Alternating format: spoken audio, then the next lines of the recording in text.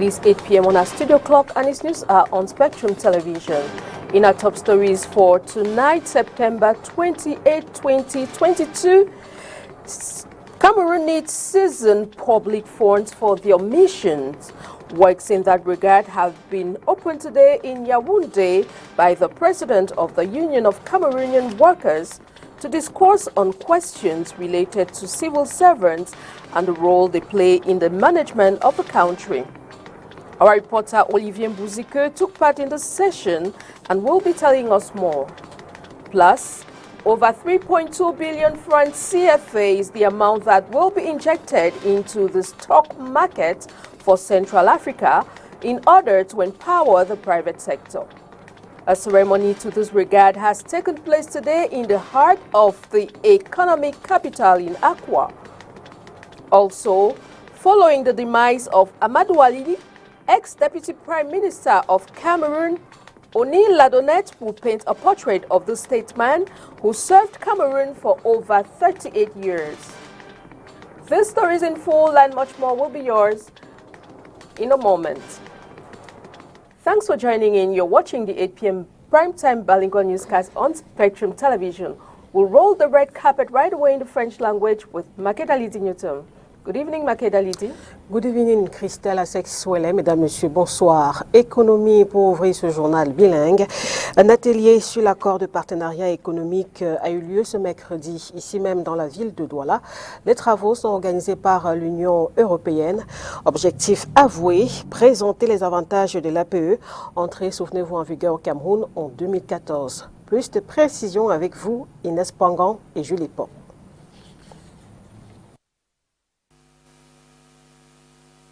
L'accord de partenariat économique, ce n'est pas seulement l'accès libre des produits camerounais au marché européen. Il y a un aspect des mesures d'accompagnement à cet accord qui ont comme objectif d'améliorer la compétitivité des entreprises camerounaises.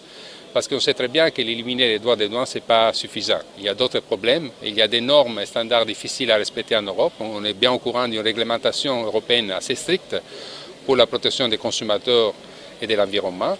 C'est une réglementation qui s'applique à toutes les entreprises, en première lieu les entreprises européennes, mais qui s'applique bien sûr aussi à tout producteur qui voudrait exporter des produits vers l'Europe. Depuis 2014, à l'entrée en vigueur de la franchise des droits de douane, à l'exportation vers les 27 pays de l'Union européenne, des changements sont observés par des entrepreneurs camerounais. Mais beaucoup reste encore à faire. Il faut que sur le terrain également, d'autres choses suivent, parce que ce n'est pas une simple exonération des douanes qui va faire en sorte que les entreprises soient pérennes ou qu'elles ont un boom au niveau de leur chiffre d'affaires. Donc il y a encore beaucoup de choses à faire, mais vraiment c'est quelque chose de salutaire pour les entrepreneurs. Au gouvernement de mettre d'autres mesures en place pour pouvoir faciliter le climat des affaires au Cameroun. Par exemple, la mise à niveau des entreprises, la baisse de certaines taxes et impôts. Le café, le bois, l'aluminium et le caoutchouc sont en majorité des produits éligibles. Ce 28 septembre 2022 à Douala, un atelier sur l'accord de partenariat économique est organisé par l'Union européenne à l'intention des entrepreneurs camerounais. 3.2 billion francs CFA is the amount that has been injected into the stock market for Central Africa in order to empower the private sector. A ceremony in this regard has taken place today in the heart of the economic capital, Accra.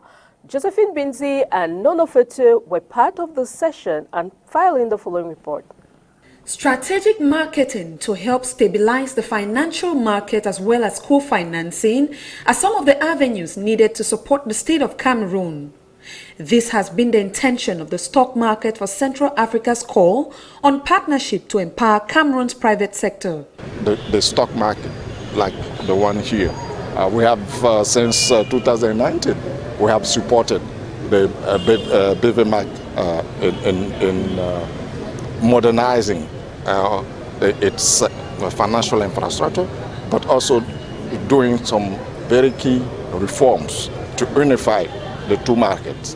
And what we see here is really, we are pleased of it.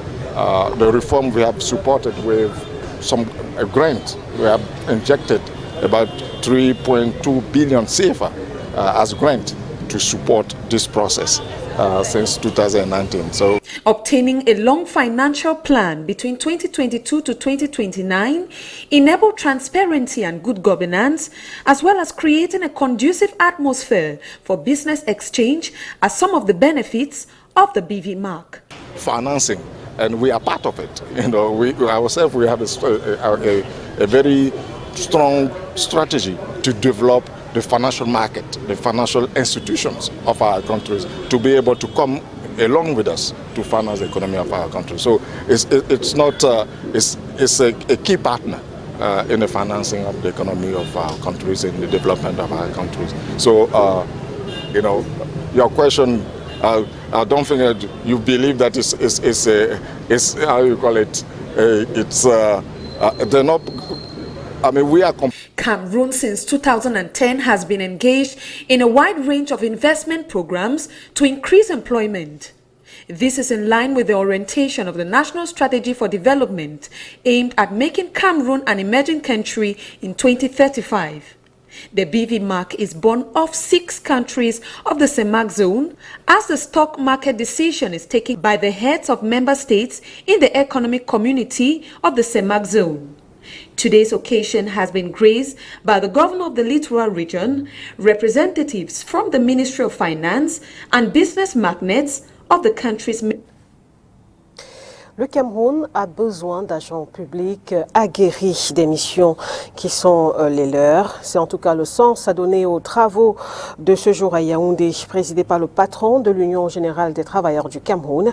Sur le but de ces travaux, Olivier Bouzike nous apprend qu'il est surtout question d'outiller les fonctionnaires sur leurs droits et le rôle qu'ils doivent jouer dans la gestion du pays. Reportage.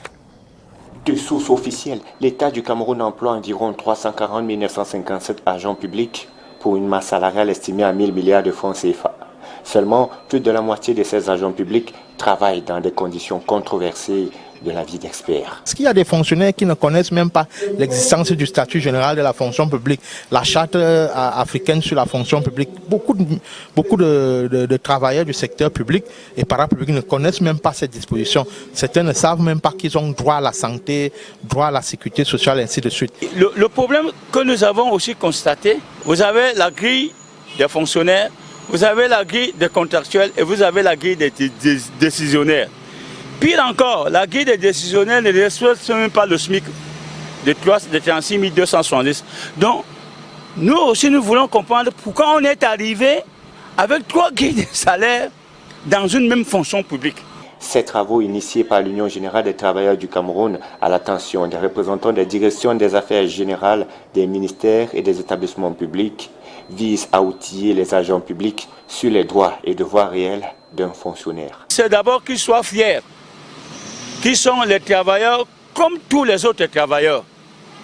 Et lorsque nous parlons de niveau de vie, de baisse de pouvoir d'achat au Cameroun, eux aussi sont concernés.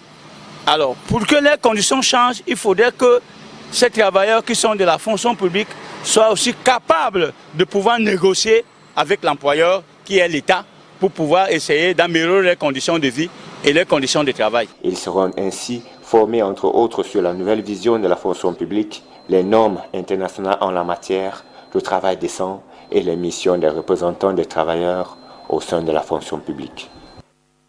Le dossier de la rédaction ce soir est axé autour de la santé, notamment autour du choléra. Du 28 septembre au 2 octobre prochain, une campagne de vaccination contre cette maladie se déroule au Cameroun. Il s'agit notamment du premier tour de la 3e phase de vaccination contre le choléra.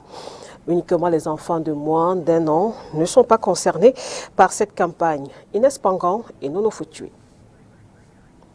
Les équipes sont installées à l'entrée de l'hôpital de district de Daïdou, dans le premier arrondissement de Douala.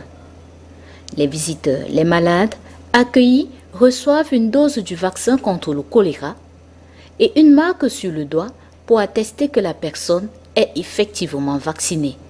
La vulgarisation du vaccin contre le choléra est une chose fantastique, parce que le choléra non seulement est une maladie grave, elle surprend. Et si tout le monde se vaccine contre le choléra, ce sera bien pour tous les Camerounais. Je conseille à tous les Camerounais de se faire vacciner contre le choléra. C'est gratuit. Moi, je viens de le faire. Il s'agit du premier tour de la 3e phase de vaccination contre le choléra. Une campagne de vaccination qui va aller du 28 septembre au 2 octobre 2022 dans des points fixes et mobiles. Le district de santé de Daïdo doit vacciner à peu près une population de 50 000 habitants dans les aires de santé de Akwa 2 et de Daïdo. Cette campagne va cibler toutes les personnes avec un âge supérieur de 1 an, et y compris aussi les femmes enceintes. Il est question de pouvoir donner la première dose entre le 28 septembre jusqu'au 2 octobre. Et il y aura un prochain tour pour recevoir la 2e dose afin d'avoir une immunité qui va couvrir au moins sur 3 années. Le lancement officiel dans la région du littoral, c'est ce 28 septembre 2022. Il est fait dans différents points, à savoir le marché de la Cité des Palmiers, les hôpitaux de district de Logbaba et de Daïdo, les centres médicaux de Japoma et de Bonamikano, l'esplanade de la mairie de Loum, le cercle municipal de Newbel et le lycée Mongo Joseph. Face à l'épidémie du choléra, quelle peut être la solution ? Selon le docteur Jérémy Solé, cette solution ne peut pas seulement être médicale. Il faut que l'indice du développement humain soit amélioré dans les différentes régions du pays. Le docteur Jérémy Solé, premier adjoint au maire de la ville de Douala, était l'invité de Dipita Tongo dans le cadre de l'émission Face à l'actu. Nous vous proposons d'écouter un extrait justement de son intervention en rapport avec le choléra. Pour attaquer le choléra, c'est un problème, la solution, la réponse à l'épidémie de choléra n'est pas seulement une réponse médicale, mais c'est une réponse dans l'aménagement du territoire, dans le fait que les indices de développement humain soient améliorés. Il faut de l'eau potable, couverture. Il faut que les maisons aient des latrines, parce que nous avons un pays fécal, je ne peux pas vous dire. Nous avons des quartiers entiers où il n'y a pas de latrines. Bon, nous avons aussi des problèmes qui sont des problèmes qui ne dépassent que tout ce que je viens de dire là dépend du comportement humain. Mais vous avez aussi que nous sommes dans une ville. Le météorologue a parlé de de dérèglement climatique. À l'époque, nous avions fait une étude. Nous avons comparé les données météo 30 ans avant 2004, 30 ans.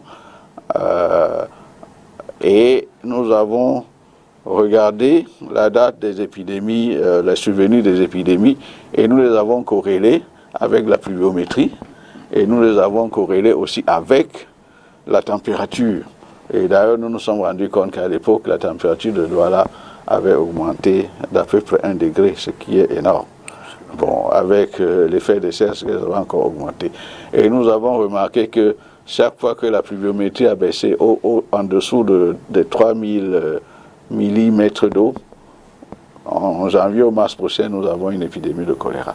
Bon, tout ça, c'est des données qui étaient pratiques et qui nous ont permis de savoir que la dégradation de l'environnement avec le changement climatique est un problème.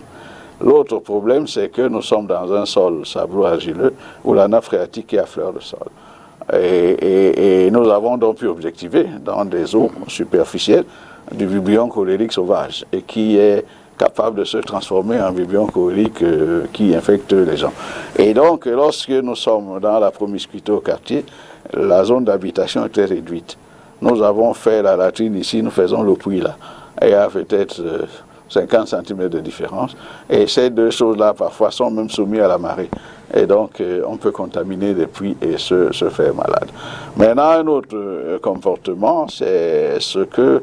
Parce que les anthropologues, l'équipe du professeur Mbonye Yengele, parce que nous étions dans une épidémie, on ne comprenait pas dans certains quartiers qu'il y avait presque un amour entre certaines populations et les celles. Ça nous étonnait. Nous avons donc fait appel aux équipes de professeur Mbonye. Ils sont venus pendant 3 mois et ils nous ont élucidé un problème qu'on appelle la retribalisation. C'est quoi? C'est que quand nous arrivons en ville, nous essayons de reproduire notre chaîne alimentaire en ville, c'est-à-dire que j'ai un espace de 150 mètres carrés, je construis sur 100, il reste 50. J'élève des animaux ici, et j'ai une des cultures maraîchères. En ce moment, les excréments humains ne sont plus des choses qu'il faut jeter, mais c'est des déchets recyclables. Qu'est-ce que je fais? Des formes d'engrais. Je fais manger, mes cochons mangent ces excréments. Eux-mêmes font des excréments et sur lesquels je plante les bérolets et tout ça. Et donc, c'est un phénomène qui entretenait, c'est la ritualisation. Donc, nous avons pu identifier tous ces phénomènes et on a apporté des actions concrètes pour baisser cette affaire. Maintenant aussi, nous avons à l'époque mis un observatoire, parce que... Alors, êtes-vous pour ou contre la vaccination contre le choléra? Les habitants rencontrés ici dans la ville de Douala sont en tout cas moins sceptiques. La maladie est connue, donc la vaccination est la bienvenue, disent-ils. Nous vous proposons de les écouter au micro, Dorian Donkin. Le temps dès que possible, j'irai le faire parce que c'est important. On parle ici de santé. Si on n'a pas la santé, qu'est-ce qu'on peut faire d'autre? Rien. Donc c'est important de se faire vacciner. C'est important de me faire vacciner puisque j'avais ça même en programme. Ouais, puisque le choléra c'est une mauvaise pathologie. Donc automatiquement, si on a lancé la campagne, automatiquement je veux me vacciner. Ouais, concernant la vaccination contre le choléra, c'est normal de se vacciner, mais il faut connaître le vaccin qu'on vous occulte parce que avec ce qu'on a vécu contre le coronavirus, il faut que les médecins nous expliquent le vaccin dans les questions. Je dis que oui, je vais me vacciner, je vais me faire vacciner pour éviter la maladie.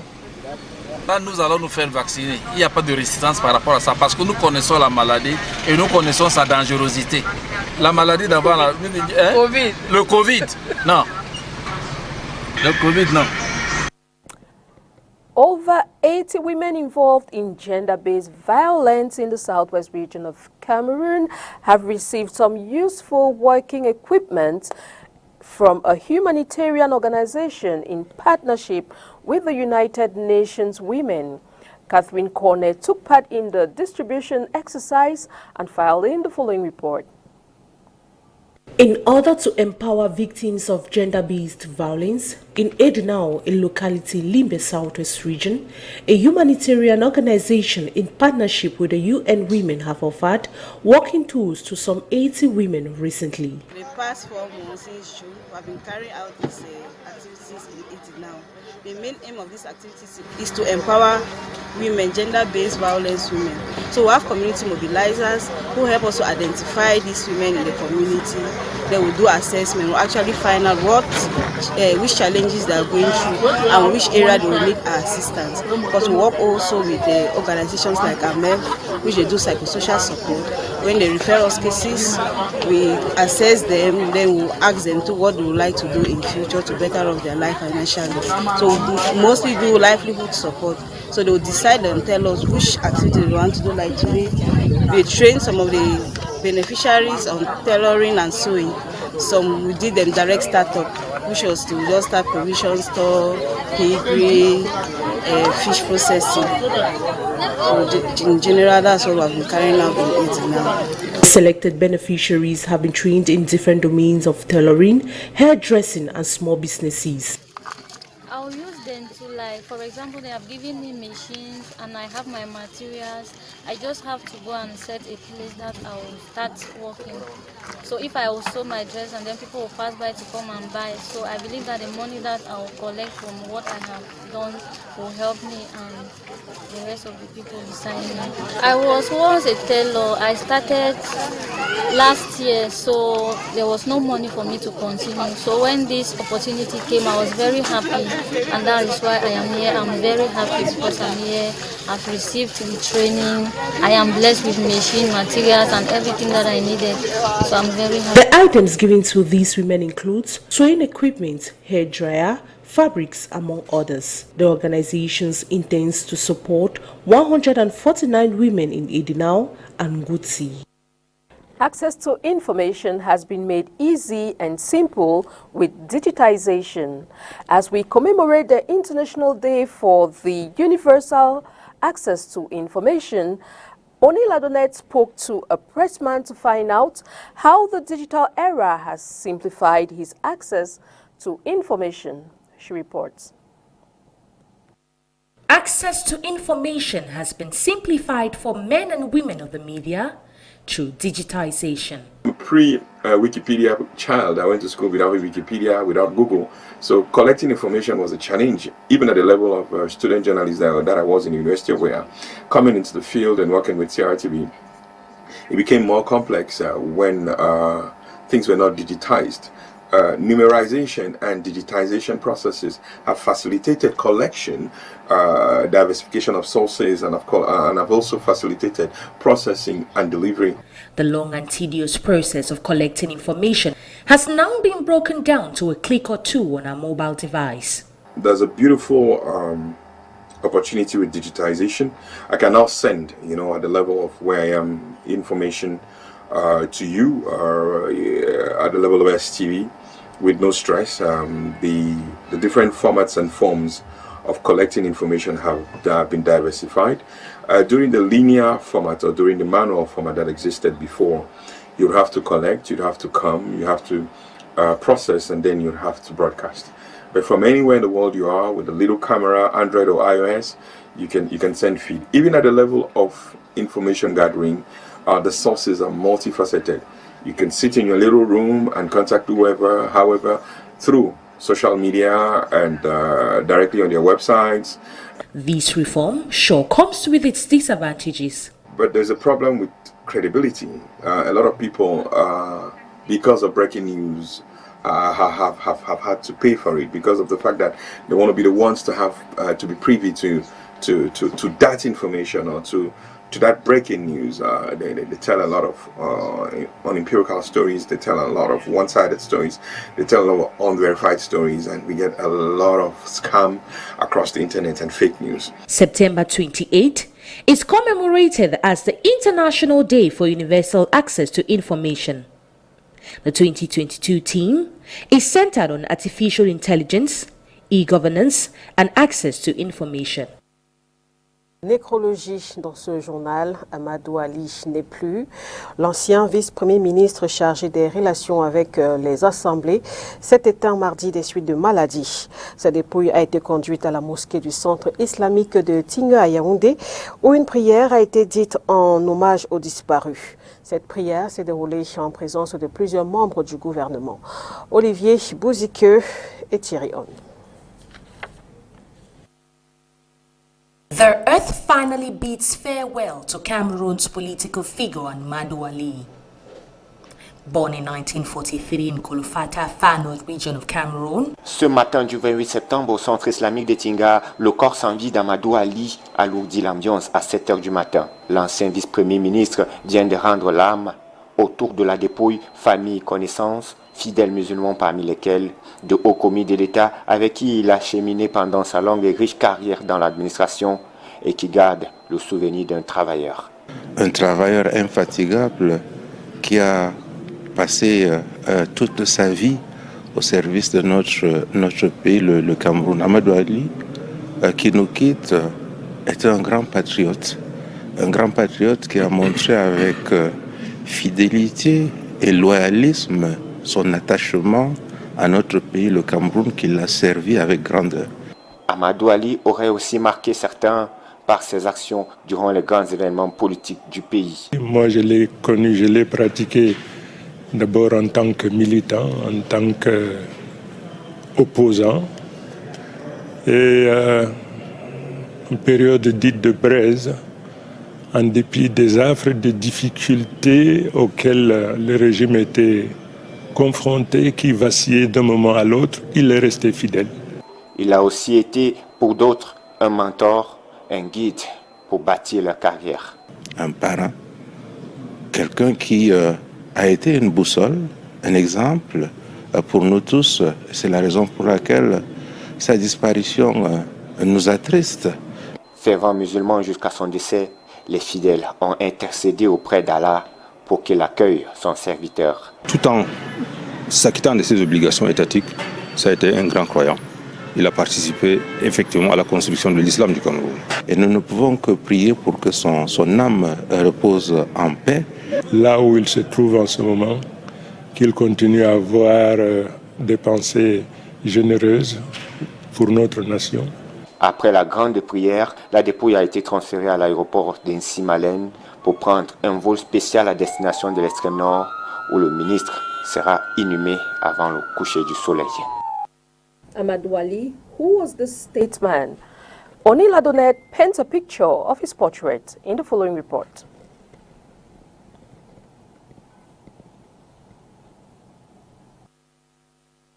The earth finally bids farewell to Cameroon's political figure Amadou Ali.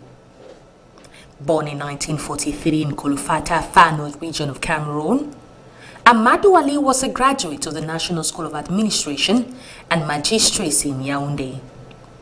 This native of Kanuri has spent over 51 years of his life in serving Cameroon. He started off as the first deputy to the senior divisional officer of Gaoundéré between 1971 to 1972. At the end of 1972, he served as director of territorial administration. Between 1974 to 1997, the young statesman had worked for several ministries, from the public service to tourism, including defense. He was later appointed minister delegate at the presidency in charge of defense, serving from the 7th of December 1997 to April 21, 2001. By 2001 to 2011, he was already a familiar face in the political scene in Cameroon. He held the post of Minister of Justice, with the rank of Minister of State, promoted to the position of Vice Prime Minister. L'actualité hors de nos frontières est entre autres marquée ce mercredi par l'ouverture du procès de Moussa Dadi Camara à Conakry en Guinée. Plus de détails dans ce résumé de l'actualité africaine avec la Voix de l'Amérique. En Guinée, une dizaine d'hommes, dont l'ancien dictateur Moussa Dadis Camara, a été appelé à comparaître ce mercredi pour répondre du massacre commis le 28 septembre 2009, événement marquant et traumatique de l'histoire de ce pays d'Afrique de l'Ouest. Le Niger a décidé la semaine dernière de suspendre le transit des produits pétroliers destinés au Mali voisin, une mesure antérieure et sans lien avec les récentes attaques de Bamako contre le président nigérien, ont assuré mardi plusieurs membres du gouvernement de Niamey.